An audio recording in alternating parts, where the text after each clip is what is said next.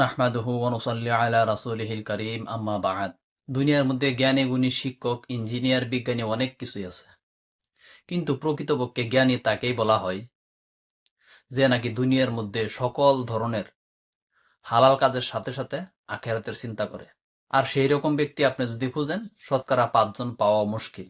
কেননা আপনি চেহারা দেখলে মনে হবে সে একজন আল্লাহওয়ালা, কিন্তু তার আকীদা বা তার বিশ্বাসের খবর নিয়ে দেখেন সে পরিপূর্ণভাবে ইসলামের মধ্যে নাই। এই জন্য একটি হাদিস আমি আপনাদের সামনে তুলে ধরবো, যে হাদিসটি তিরমিজি শরীফ সহ আরো অনেকগুলা কিতাবের মধ্যে উল্লেখ রয়েছে।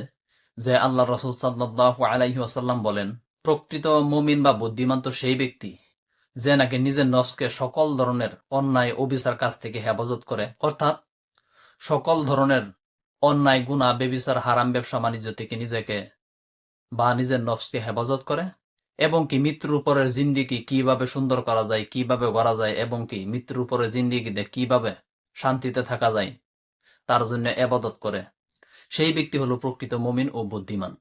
তাই আমরা একদিন যে মরতে হবে, এই দুনিয়া ছাড়তে হবে, সেই চিন্তা করে এই দুনিয়ার সকল ধরনের পাপ, অন্যায়, হারাম কাজ ছেড়ে আখিরাতে কিভাবে শান্তিতে থাকা যায় সেই চিন্তা করে আমরা আল্লাহ এবং রাসূলের কথা মোতাবেক চলি। তার সাথে সাথে আমরা আরেক অন্য ভাইকেও পরামর্শ দিই যাতে সেই ভাইও ইসলামের সঠিক পথে থাকতে পারে এবং কি সঠিক পথে চলতে পারে, আখিরাতের জিন্দেগি করতে পারে। আল্লাহ রাব্বুল আলামিন আমাদের সবাইকে সেই আখিরাতের জিন্দেগি কিভাবে গড়া যায় তার জন্য আল্লাহ রাব্বুল আলামিন আমাদেরকে সহিহ বুঝ দান করুন এবং কি আমল করার তৌফিক দান করুন। আসসালামু আলাইকুম ওয়া রাহমাতুল্লাহি ওয়া বারাকাতুহু।